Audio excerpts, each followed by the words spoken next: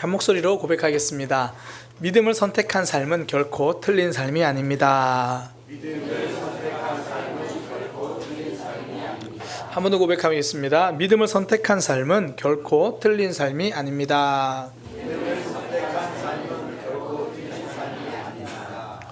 그 프랑스 동화 중에서요, 미녀와 야수라는 동화가 있습니다. 아마 이게 디즈니 애니메이션으로 나와가지고 아마 그 내용을 대충은 아실 거예요. 왕자가 이 저주를 받아서 이 괴물 야수가 됐는데 진짜 진정한 사랑을 만나면 다시 왕자의 모습으로 회복된다, 그런 이야기입니다. 실제로 이제 그 이야기의 결말은 한 상인의 막내딸과 결혼을 해서 야수가 원래의 모습 왕자로 돌아가는 그런 이야기입니다. 진정한 사랑을 만났더니 원래 모습으로 회복됐다. 이렇게만 요약하면요, 이거 성경 말씀이에요. 하나님의 사랑을 진짜 깨닫고 나니까 우리의 삶이 원래 창조하셨던 그 모습보다 아름답게 회복되는 거거든요. 그래서 성경은 우리에게 이렇게 말씀하세요. 고린도후서 5장 17절인데요. 새로운 피조물이라는 거예요. 그런즉 누구든지 그리스도 안에 있으면 새로운 피조물이다. 이제 새롭게 창조되었다. 이전 것은 지나갔으니 보라, 새 것이 되었다. 하나님의 사랑이 우리 안에 찾아오고 우리가 그 사랑을 받아들일 때에 그 진정한 사랑이 우리에게 들어오니까 사람이 달라진다는 거죠. 새롭게 된 겁니다. 하나님을 만나면 삶이 새로워져요. 오늘 우리가 계속 살펴보고 있는 나만 장군이 그래요. 그가 하나님을 만나고 나서 사람이 달라져요. 그 전에 나만 장군은요, 굉장히 거만한 사람이었습니다. 우리가 지난주 살펴본 말씀이기도 한데 열왕기하 5장 9절에 보면 그의 모습이 나와요. 이렇게 나만이 말과 병거를 거느리고 엘리사한테 간 거예요. 지금 나병을 치료해 달라고 어떻게 보면 바짝 낮은 자세로 가야 되는데 그러지 않아요. 말과 병거, 자기 힘을 이끌고 그렇게 가는 거예요. 이 정도면 알아주겠지, 이 정도면 대우해 주겠지. 그런데 어떻습니까? 하나님의 사람은요, 그거 아는 척도 안 해요. 5장 10절에 보면 엘리사가 사자를 그에게 보내 이르되 너는 가서 요단강 가서 씻어라. 그러면 된다. 나와 보지도 않아요. 그가 병거, 마병 이끌고 와서 내가 이렇게 힘이 있는데 하나님은 관심도 없습니다. 나만이 자랑스럽게 생각하는 거 하나님은 조금도 주목하지 않아요. 그럼에도 불구하고 나만은 계속 지금 거만한 모습이에요. 그 말 듣고요, 우리 지난주 살펴봤잖아요. 내 생각과 다르다고, 나 돌아가겠다. 그럴 바에 내가 왜 왔어? 이런 식이에요. 정말 이렇게 자기 생각에 가득 차 있고 거만하던 나만이 하나님을 제대로 만나고 나서 태도가 달라져요. 열왕기하 5장 15절에 보면 뒷부분에 이렇게 말해요. 청하건대 당신의 종에게서 예물을 받으소서. 그렇게 뻔뻔하고 뻣뻣하게 당당하게 막 다 돌아갈래 그러고 돌아가던 그 나만이 요단강에서 몸이 깨끗해지고 나서 하나님이 나를 치료하셨구나 알고 나서요, 자기 스스로 종이라 그래요. 청하건대 엘리사 앞에서 자신을 종이라고 하면서 바싹 엎드리죠. 그 전에 힘을 의지하던 사람이 이제 하나님을 의지하던 사람이 된 거예요. 내 인생의 진짜 주인을 만나니까 그의 모습이 달라집니다.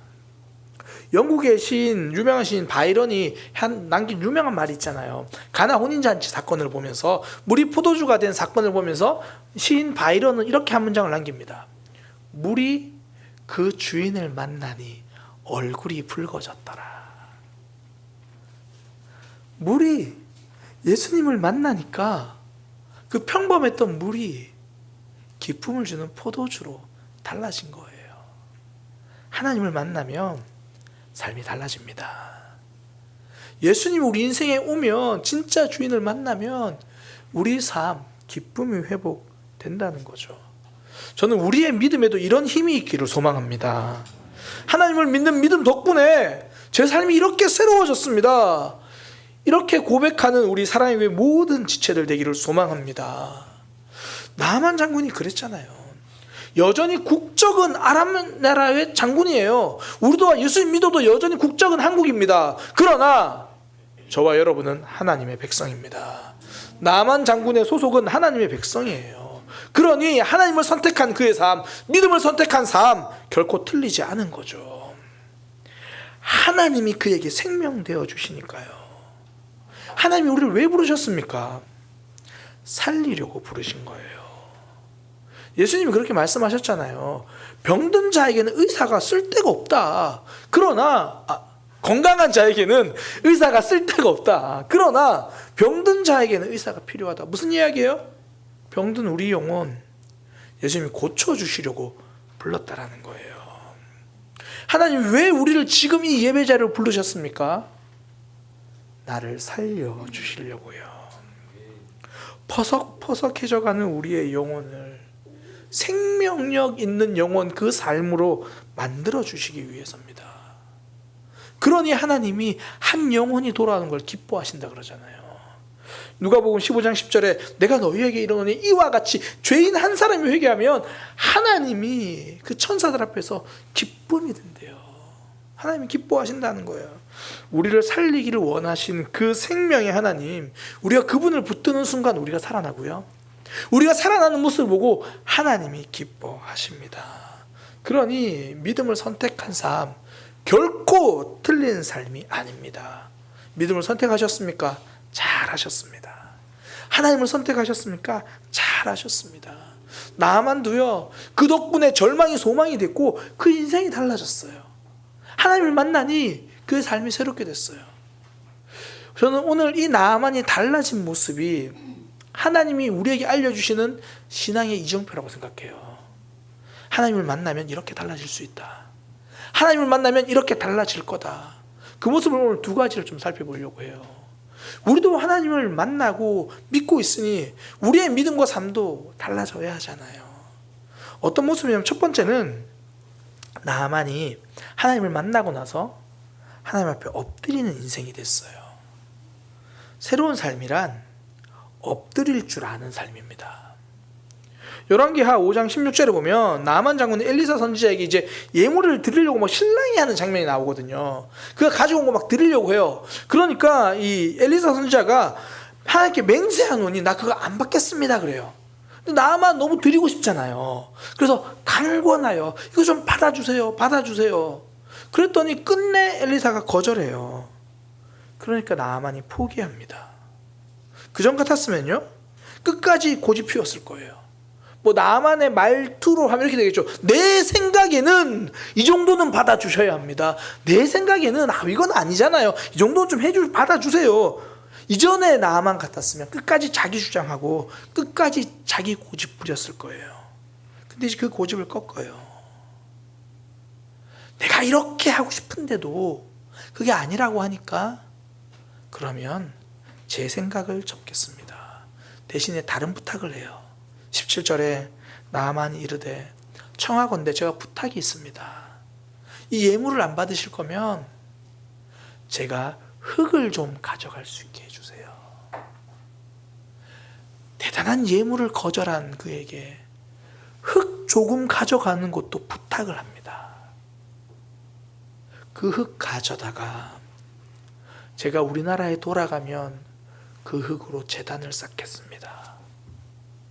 그리고 저는 이제 여호와 하나님 외에 그 어떤 신에게도 제사를 드리지 않고 제가 쌓은 그 제단 위에서 오직 여호와 하나님 앞에 번제를 드리고 희생 제물을 드리겠습니다. 흙 가져가는 것조차도 이제 허락받으려고 해요. 예물을 안 받으려는 마음은 알겠습니다. 대신 부탁이 있습니다. 그 전까지 뻣뻣하게 고개를 들던 삶이 이제 하나님 앞에 엎드린 삶이 되겠다고, 하나님 앞에 제사하는 삶 되겠다고 다짐해요. 엎드릴 줄 아는 삶이 능력입니다. 우리가 세상에 황제나 왕 있잖아요. 그들도 어떤 황제가 현명한 황제라고 그래요? 강력하게 명령하는 황제를 보고 현명하다 그러나요? 아니잖아요. 신하의 말에 귀를 기울일 줄 아는 황제가 현명하다 그래요. 황제지만 내 뜻을 꺾을 줄 아는 사람이 우리는 대단한 사람이다. 그렇게 말하잖아요. 엎드릴 줄 아는 게 능력입니다. 믿음의 큰 축복 중에 하나가, 우리가 예수님 믿고 나서 받은 큰 축복 중에 하나가 엎드리게 되는 거예요. 그전엔 전부 자기 주장, 자기 생각으로 살잖아요. 근데 하나님을 알고 나면 하나님께 엎드려요. 하나님께만 엎드리는 게 아니라 삶 자체가 겸손해지기 시작합니다. 거기서 살리는 힘이 나옵니다. 거기서 내가 살아나고 내 주변 사람도 살아나는 거예요. 행복한 가정 가만히 보세요. 서로가 서로에게 엎드릴 줄 아는 가정이에요. 부부가 서로를 존중하고 세워주잖아요. 자녀들에게도 부모가 겸손하게 귀를 기울이잖아요. 그런 가정은 살아나요. 생명이 살아나는 힘이 있다고요. 반면에 서로 엎드리는 게 아니라 서로 고개 들고 있는 가정 어떻습니까? 서로 목에 힘주고 있는 가정 보면 어때요? 살아나는 가정이 아니라 서로 풀이 주고 있고 서로 날카롭게 찌르고 괴롭히는 공간이 되어버리잖아요. 엎드리기 시작해야 살리는, 가정도 살리는 터전이 될 수 있는 겁니다. 모세의 삶을 보면 그래요. 모세가요, 하나님을 알기 전에는 자기 민족 도와주려고, 다른 사람 도와주려고 하다가 사람을 죽여요. 나는 좋은 뜻이었는데요. 저는 도와주고 싶었는데요. 저는 정말 잘하고 싶었는데, 엎드릴 줄 하나님을 만나기 전이니까 오히려 좋은 의도 가지고도 아픔을 만들어요. 그렇던 모세가 시내산에서 하나님 만나고 나서 달라지잖아요. 하나님께도 엎드리고 그의 삶에도 온유함이 드러나요. 하나님께 엎드리면서 자기 고집을 꺾기 시작하면 살아나는 역사가 시작됩니다. 어쩌면 우리도요, 열심히 하려는 마음은 있어요. 내가 남에게 도움이 되고 싶고 뭔가 헌신하고 싶고, 그러나 그 헌신하려는 마음은 큰데 엎드리려는 마음이 없으니까 열심히 헌신하고도 오히려 영혼을 아프게 하는 사람이 되어갈 때가 있다는 거죠. 이제 나아만은 하나님을 믿게 되고 나서 엎드립니다. 이스라엘에 올 때는요, 예물을 잔뜩 가지고 오잖아요. 이거면 되겠지, 그런 마음이었을 수 있을 거고, 물론 자기 병이 그만큼 간절하니까 이만한 예물을 가지고 온 것도 있겠지만, 한편으로는 나는 이만큼 줄 수 있다라는 과시가 들어있잖아요. 근데 지금 달라져요. 가지고 온 예물 거절하는 상대방의 마음까지도 수용합니다. 우리가 살다 보면 이런 경우 많잖아요. 나는 이렇게 해주고 싶은데, 그 마음도 진짜 귀하지만 정말 대단한 사람은 내가 해주고 싶은 마음 상대방이 부담스러워하면 그건 내려놓을 줄도 아는 거예요. 그게 엎드리는 거죠. 잔뜩 예물을 챙겨온 마음까지 내려놓아요. 예물을 내려놓고 예배를 선택합니다. 하나님 앞에 예배하는 삶이 되겠습니다. 엎드려야 살 길이 열려요. 가인과 아벨의 제사 우리가 잘 알잖아요. 가인은 실패한 인생이거든요. 실패한 이유가 예배가 실패했기 때문입니다. 가인과 아벨이 둘 다 하나님 앞에 제사를 드려요. 그런데 하나님이 성경에 보면 아벨과 그 제물은 받으셨다고 하는데 가인과 그 제물은 받지 않으셨대요. 그러니까 가인의 예배는 실패했다는 거예요. 그 이유를 여러 가지로 말할 수 있겠지만 이후에 가인의 태도를 보면 선명하게 나와요. 하나님이 안 받으셨잖아요. 그러면 진짜 하나님께 드릴 수 있는 엎드리는 겸손한 마음이었으면 내가 뭘 잘못했을까? 내가 뭐가 부족했을까? 자신을 돌아봤을 거예요. 근데 가인은 첫 번째 반응이 화를 내 몹시 분해하며 얼굴색이 달라집니다. 나를 돌아보는 모습이 아니에요. 어쩌면 하나님께 따지고 싶은 마음이겠죠. 그러면서 동생을 미워하고, 그러니까 처음부터 엎드리는 마음으로 제사를 드린 게 아니죠. 그 모습 보고 하나님이 그 마음 다스리라 그러잖아요. 야, 지금 죄가 너를 넘어뜨리려고 한다. 야, 너 어쨌든 제사 드려놓고 지금 죄에 빠져가지고 거기 넘어가면 어떡하냐. 너 마음 지켜야 돼. 마음 지켜야 돼. 말씀을 주셨는데도 그 말씀 거절하고 동생 아벨을 죽여요. 엎드림이 없는 삶은 생명도 없습니다. 예배의 진짜 힘이 무엇인가요? 내가 낮아지고 하나님 높이는 거잖아요. 우리가 신앙생활 하면서 우리의 일상이 언제 무너지는가요? 내가 낮아지지 못하고 자꾸 내 생각이 채워지면 그때 자꾸 아픔이 생기고 갈등이 생기고 크고 작은 아픔들 때문에 무너지기 시작하잖아요. 지금 이제 말씀 묵상 훈련학교는 끝났어요. 그래서 어떤 분들이 어제도 저한테 만나서 질문하더라고요. 결혼식에서 만나가지고 목사님 숙제 언제 끝나요? 이제 모임은 끝났는데 카톡방을 계속 올리거든요. 그래서 목사님 숙제 언제 끝나요? 그래서 제가 친절하게 우영희 집사님께 말씀드렸어요. 숙제는 끝났지만 하나님과 교제는 끝나지 않았습니다. 계속 하고 있어요. 근데 거기 올리는 분들의 거의 공통적으로 올리는 내용들이 있어요. 내 생각에 갇혀 살지 않게 하소서. 내 생각에 갇혀 살지 않겠습니다. 그래서 말씀을 보잖아요. 그래서 묵상하잖아요. 이게 묵상한다고 안 갇혀서 묵상에 내일 또 넘어지겠지만 최소한 말씀 보는 그 순간만큼은 내 생각이 아니라 말씀이 들어와서 갇혀 살지 않잖아요. 이것이 가장 선명한 시간이 예배 시간이에요. 내 생각은 멈추고 하나님께 집중하는 거. 예배는 그 주체가 하나님이잖아요. 내가 아닙니다. 말 그대로 하나님 앞에서 내 영혼도 내 생각도 내 감정도 엎드리는 거예요. 오늘 본문에서 나아만이 하나님께만 이제 번제를 드리겠다고 이야기하잖아요. 근데 번제란 의미 자체가 다 태워서 드리는 거거든요. 전부를 드리겠다는 거예요. 다 드리겠다는 게 엎드리는 삶입니다. 내 생각도 내 자존심도 내 감정도. 예배는 그것을 하나님 앞에 내려놓겠다고 결정하는 시간이죠. 그러니 예배는요, 예배로 나아올 때 모습과 돌아갈 때 모습이 달라지는 거예요.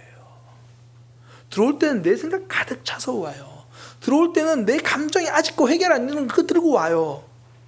그런데 하나님 앞에 엎드리면서 내려놓고 나가잖아요.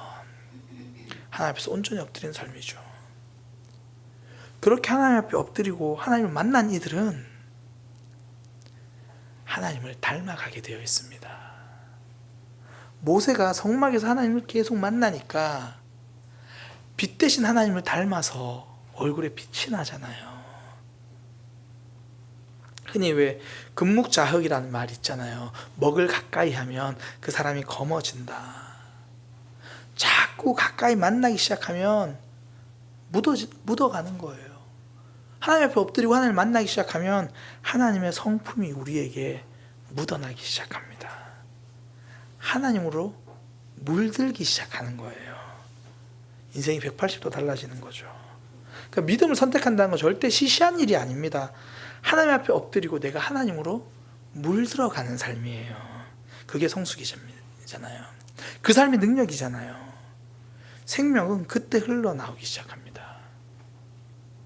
뒤집으면 우리 삶을 점검할 수 있죠. 내가 오랜 신앙생활을 하면서도 아직 내가 하나님께 물들어 있지 않으면 내 예배부터 점검하면 돼요. 내 삶에서 하나님 앞에 엎드림이 있었는가? 하나님께 엎드리는 모습이 있었는가? 그 지난 성탄절에 학생들이 그때 발표했던 그 곡이 맛을 잃은 소금 보면서 뭐 성가대가 찬양할 때는 뭐 실력 평가, 장로님들 기도할 때 낮잠 보충 뭐 다 그런 예배에 엎드림이 없고 그냥 내 생각만 있었으면 아무리 시간이 지나도 내 성품이 하나님으로 물들지 않는 거죠. 엎드리는 예배 속에 변화되고 살아나는 역사가 있습니다. 나만 보세요. 나병이 고쳐지면서 그의 영혼까지 고쳐지잖아요. 달라져요. 폼나게 예물 드리려고 하는 그 생각 내려놓고 흙을 좀 가져갈 수 없을까요? 겸손히 엎드리며 예배하는 삶이 되었습니다. 믿음을 선택하는 삶, 하나님 앞에서 엎드림이 있는 삶이에요. 그 하나님 앞에 엎드려 하나님으로 물들어가는 우리 사랑의 교회가 되기를 소망합니다. 우리 믿음의 인생 되기를 소망합니다. 이게 하나님이 우리에게 원하시는 달라진 삶이죠. 또 하나, 나아만 장군이 달라진 모습이 뭐냐면 하나님만 바라보는 삶이에요. 앞서 그렇게 고백하잖아요. 저 이제 다른 신에게는 번제나 희생 제물을 드리지 않겠습니다. 그리고 나서 엘리사에게 한 가지를 양해를 구해요. 5장 18절이거든요. 오직 한 가지 일이 있사오니 여호와께서 당신의 종을 용서해 주시려 원합니다. 저를 용서해 주세요. 제가 부탁드릴 게 있습니다. 제 주인 아람 왕을 말합니다. 아람 왕이 아람은 림몬이라는 신을 섬기거든요. 저희 왕이 림몬 신당에 가서 몸을 굽혀 제사를 하는데 저도 그 나라의 군대 장관이다 보니까 그 신당에 같이 들어가야 돼요. 그래서 어쩔 수 없이 그 신에게 예배한 자리에 참여하게 되는데 그때 그 부분에 대해서는 저를 용서해 주세요. 지금 그래도 제가 그 나라의 아람의 군대 장관인데 림몬 산당 좀 들어갈 수 있지 않아요? 이렇게 말하는 게 아니라 내 몸은 어쩔 수 없이 들어가지만 제 마음만큼은 여전히 하나님 앞에 있다는 것을 하나님 알아주세요. 이 말이잖아요. 어떤 경우에서도 저는 하나님만 바라보겠습니다. 그 고백이죠. 이제는 하나님만 섬기겠습니다. 믿음은 하나님께 올인하는 겁니다. 그때 하나님 주시는 기적을 경험하고요. 하나님 주신 은혜를 경험하는 거예요. 그 세계적인 투자 전문가인 워렌 버핏이 한 말 중에 이런 말이 있어요. 분산 투자는 무엇을 어떻게 투자해야 할지 잘 모르는 사람들이 하는 선택이다. 우리 왜 보통 주식이나 투자 이야기하면 안전하게 여기도 투자하고 저기도 투자하고 분산 투자해야 돼 이렇게 말하잖아요. 그런데 워렌 버핏은 뭐라고 이야기하냐면 자기가 투자할 종목에 대해서 진짜 제대로 알고 있고 그 산업에 대해서 깊이 알고 확신이 있는 사람은 분산 투자하지 않는다는 거예요. 거기 하나에 계속 투자한다는 거예요. 워렌 버핏이 이런 얘기를 했어요. 10년 동안 투자하지 않을 그런 종목이면 단 1시간도 투자할 가치가 없는 거다. 그러니까 확실하게 알고 있으면 거기에 올인한다는 거죠. 믿음의 영역도 동일해요. 우리가 신앙생활하면서 하나님이 어떤 분인지 그분에서 깊이 알게 되면 다른 데 눈 돌리지 않잖아요. 하나님에 대해서 확신이 없으니까 좀 힘든 일이 생기면 나무 아멘 보살 할렐루야 뭐라도 걸리라는 거예요. 뭐라도 여기서 해결돼도 좋고 저기서 해결돼도 좋고. 왜요? 하나님에 대한 확신이 없으니까. 하나님만으로 하기에는 내 삶이 다 안 되는 것 같으니까 일단 돈도 좀 세상에서 말하는 만큼 있어야 되고 미래에 대한 대비도 세상이 말하는 만큼 있어야 되고 기준이 하나님이 아니라 언제부턴가 사람들이 말하는 기준으로 바뀌어가요. 하나님에 대한 확신이 없으니까 이것도 저것도 붙들기 시작하니 정작 하나님의 역사를 경험하지 못하죠. 믿음은요 분산 투자가 아니라 하나님께 올인하는 거예요. 하나님만 바라보는 믿음이죠. 그래서 갈라디아서 2장 20절에서 바울이 이렇게 말하잖아요. 내가 그리스도와 함께 못 박혔으니 그런즉 이제는 내가 사는 게 아니라 내 안에 있는 그리스도께서 사시는 거다. 이제 나는 하나님의 아들을 믿는 믿음 안에서 사는 거다. 내 삶 하나님만 바라보겠다는 고백이죠. 그러니까 삶의 중심이 내 안에 있는 중심이 바뀐 거예요. 그러니 하나님이 그 삶을 책임지시죠. 하나님만 바라본다는 건 하나님 중심으로 살아가겠다는 거예요. 이제 지금 금요기도회 때 출애굽 여정에 대한 말씀을 함께 나누고 있거든요. 지금 딱 민수기 말씀을 나누는데 그 민수기 딱 시작할 때 하나님이 이스라엘 백성들을 앞으로 광야 길을 걸어갈 때 이런 진형을 세워서 가라 그렇게 말씀하세요. 그러니까 어떻게 삶을 조직해야 되는지 알려주시는데 어떻게 했냐면 너희가 광야에 머물 때에 하나님을 상징하는 성막이 제일 가운데 있고 성막을 중심으로 동서남북 12지파가 3개씩 나누어 가지고 4군데로 포진해 있어라. 하나님 중심으로 있어야 한다는 거예요. 이게 광야를 살아가는 방법입니다. 이제는 하나님 중심으로 삶을 재편하라는 거죠. 사람들은요 저마다 자기가 중요하게 생각하는 것으로 삶이 재편돼요. 이걸 언제 선명하게 알 수 있냐면 첫 아이가 태어나면 알아요. 그때부터 삶이 다 아기 중심으로 돌아가기 시작하는 거예요. 아이들이 이제 자라면서 뭐 예를 들어 자녀 중에 뭐 수험생이 있다, 고3이 있다. 얼마 전에 그러셨죠? 다 그 중심으로 돌아가기 시작하는 거예요. 뭐 흔히 어른들 하면 무슨 고3이 벼슬이냐 뭐 이러면서 다 그 중심으로. 수고하고 집에 온 아빠는 숨도 제대로 못 쉬어요. 다 진짜 그러셨군요. 그러니까 다 그 중심이에요. 그 중심. 그대로 돌아가는 거예요. 내가 중심 삼는 걸로 내 삶이 재편되는 거죠. 성도는 믿음을 중요하게 여긴 사람입니다. 하나님만 섬기겠다고 다짐하는 사람입니다. 그러면 삶이 하나님 중심으로 재편되는 거죠.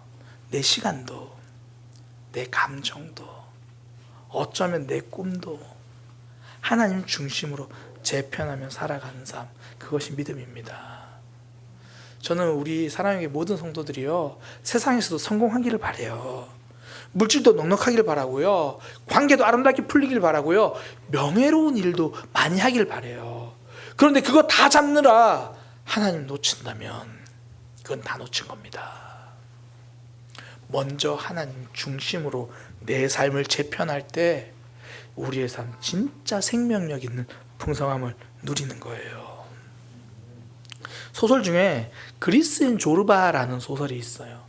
전 이 소설을 보면서 그 소설 내용 중에 충격을 받은 내용이 하나 있어요.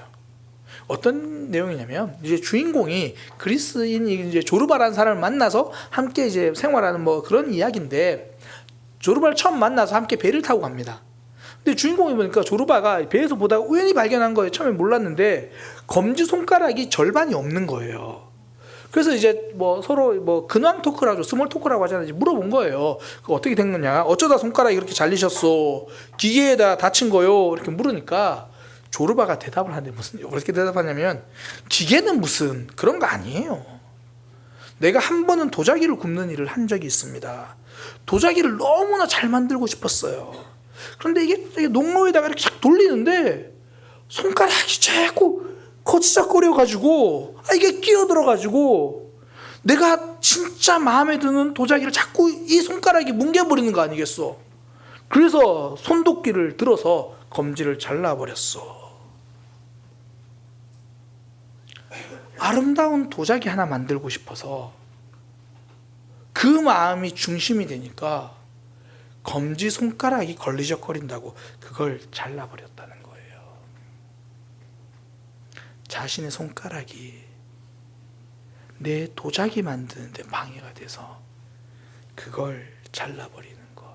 도자기 중심으로 삶을 재편하니까 손가락까지도 잘랐다는 겁니다. 그 이야기를 보는데 충격을 받았어요. 나는 과연 하나님 앞에서 뭘 잘라냈는지. 나는 도자기가 아니라 내 인생을 하나님 앞에 빚어가고 싶다고 말하면서 제대로 잘라낸 게 하나도 없는 제 모습이 보이더라고요. 성도는 하나님께 올인하는 사람입니다. 그래서 우리는 하나님께 섬기는데 방해가 되는 것을 잘라내고 조정하기 시작하는 거죠. 하나님, 다른 건 좀 못해도 하나님 섬기는 일에는 뒤처지지 않겠습니다. 그 삶 하나님이 책임지십니다. 하나님이 갚아주시는 거예요. 나만은 이제 림몬 신당에 들어가는 것조차 마음이 불편해졌어요. 평생을 아무렇지 않게 살았거든요. 하나님 딱 믿고 나니까 아무렇지 않던 내 인생이 다 불편한 거예요. 내가 이렇게 살면 안 되는구나.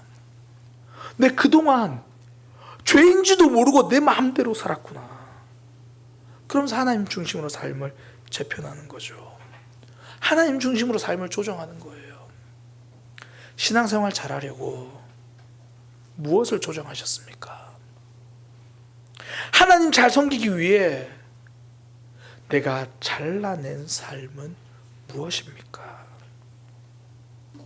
오직 하나님만 섬기기로 다짐하고 그렇게 살아가는 삶, 이것이 나만 장군이 이제 결단한 삶입니다.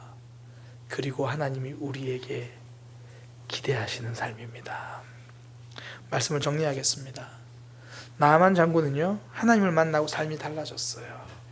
자신의 삶, 참된 주인을 만나고 모든 게 달라져요. 그러니 믿음을 선택했다는 건 결코 틀린 선택이 아니죠. 그러면서 그가 달라진 것, 내 고집 대신 하나님 앞에 엎드린 삶이 되었고, 이제 평생 섬기던 림몬신을 뒤로하고 하나님만 섬기기로 다짐합니다. 이제 그의 삶이 하나님 중심으로 재편되는 거예요. 그렇게 살아가는 저와 여러분, 우리 모두가 되기를 소망합니다.